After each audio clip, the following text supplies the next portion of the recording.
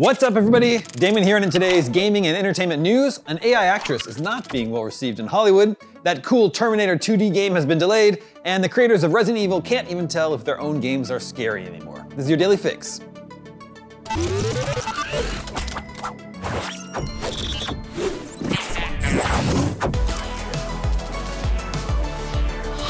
SAG-AFTRA has issued a strongly worded statement in response to the emergence of Tilly Norwood, the AI-generated actress that has enraged Hollywood. She's right here. Oh God, I don't even want this creepy lady behind me. Tilly Norwood is an AI-generated creation pushed as the next Scarlett Johansson or Natalie Portman. It was created by Eline Van der Velden, the Dutch founder of AI company Particle 6 Productions. Van der Velden sparked a backlash after announcing a new talent studio, which Deadline reported was already in talks with a number of talent agents interested in signing Tilly Norwood. The Hollywood community was quick to condemn Tilly Norwood and its creators, as well as warn producers against dealing with it. Scream's Melissa Barrera wrote, "Hope all actors repped by the agent that does this drop their ass. How gross, read the room." Emily Blunt called her really scary. Matilda's Mara Wilson said, "Shame on these people. They have stolen the faces of hundreds of young women to make this AI actress. They're not creators, they are identity thieves." Fantastic Four's Ralph Ineson, who played Galactus in the MCU movie, was more direct, posting "F off" on Twitter. Now SAG-AFTRA has released a statement warning producers against using synthetic performers without complying with its contractual obligations. The statement reads,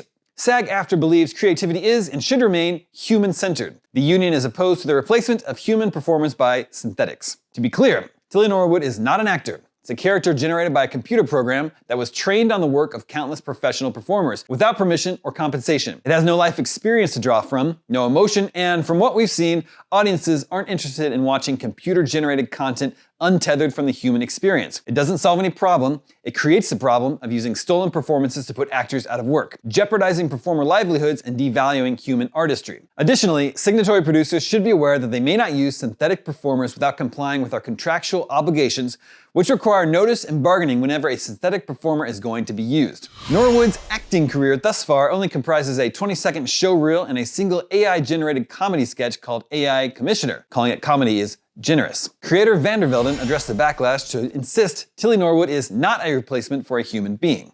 She said, "To those who have expressed anger over the creation of my AI character, Tilly Norwood, she is not a replacement for a human being, but a creative work, a piece of art. Like many forms of art before her, she sparks conversation, and that in itself shows the power of creativity. Creating Tilly has been, for me, an act of imagination and craftsmanship, not unlike drawing a character, writing a role, or shaping performance. It takes time, skill, and iteration to bring such a character to life. She represents experimentation, not substitution. Much of my work has always been about holding up a mirror to society through satire, and this is no different." Speaking to Broadcast International in July, Van der Velden said she wanted Tilly Norwood to be the next Scarlett Johansson or Natalie Portman. Okay, yep, all right, yep, that sounds great. All right, let's get this off the screen now. Moving on. Terminator 2D No Fate, the new retro game that blends scenes from Terminator 2 with original scenarios and multiple endings, has once again been delayed, this time to November 26th. It would appear that not even Skynet is immune from tariffs. Publisher Reef Entertainment confirmed the delay in a brief blog post, claiming the release date has been pushed back from October 31st due to, quote, ongoing global trade and tariff changes that delayed shipment of the components for our Day 1 and Collector's Editions. Because we are committed to launching all editions together, this new date applies to both physical and digital releases worldwide, Reef added. We truly appreciate your patience and understanding, and we're sorry for this further delay. The team is working hard to make sure your wait is worth it, and we can't wait to share Terminator 2D No Fate with you all this November. Terminator 2D has you playing as Sarah Connor and the T-800 as you try to put a stop to Skynet's plans to terminate John Connor. It's coming to PC, Nintendo Switch, PS5, Xbox Series X and S, and last-gen systems. The delay is a bummer, but now we can focus on Mina the Hollower on Halloween. And finally today, Resident Evil has been one of the video game industry's quintessential flagship horror games for decades now. But as the development team continues to search out for new ways to freak people out, a few of its leaders are admitting that they're not always 100% certain that elements of Resident Evil are actually scary anymore. This comes from our interview with director Koshi Nakanishi at Tokyo Game Show. "I think you can broadly classify Resident Evil titles on a scale of how much they're like Resident Evil 2 or Resident Evil 4. Resident Evil 7 was definitely on the 2 side of that, as it returned to survival horror roots and was very acclaimed for that. Resident Evil Village built on that and added in more action and gunplay and brought it toward the RE4 side of that particular scale. But if we kept going in that direction, there's almost an inflation effect where you have to keep adding more and more action to outdo the previous title, and by doing that, you ultimately end up where Resident Evil 5 and 6 went. And although they're still great games, the general consensus is that they pushed Resident Evil so far in the action direction that it was no longer horror. I didn't want to have to do that with Resident Evil's 9th title, where I just tried to outdo the action in Village and ended up making something I didn't want to make. Firmly swinging the scale toward the Resident Evil 2 style was our intention, and it's almost an upgrade of that Resident Evil 2 style. That led to a follow-up question about the other side of the coin, of trying to outdo their own scares with each new game.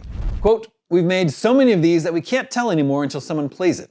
There was actually a bit of a worry internally before we showed the hands-off at Summer Game Fest and the first hands-on at Gamescom. Was this actually scary? Because we don't even know anymore. This is our bread and butter, what we make every day. Resident Evil Requiem is out February 27th next year.